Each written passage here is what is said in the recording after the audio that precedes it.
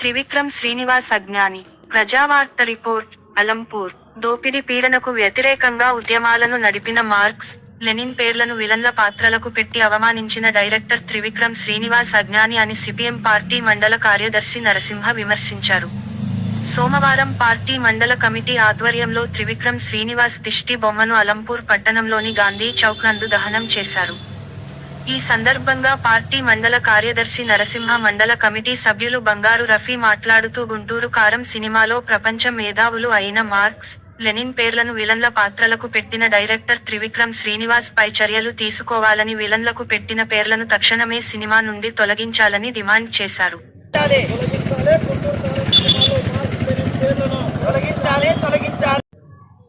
ప్రపంచవ్యాప్తంగా marks, Lenin కు కోట్లాది మంది అభిమానుల ప్రజల మనోభావాలు దెబ్బతిన్నాయని విమర్శించారు.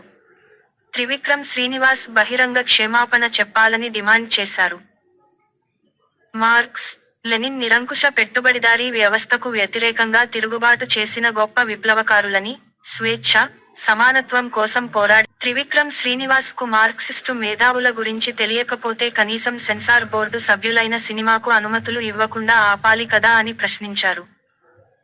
త్రివిక్రమ్ శ్రీనివాస్ పై క్రిమినల్ కేసులు నమోదు చేయాలని, లేనియెడల ఆందోళనలు కొనసాగిస్తామని హెచ్చరించారు.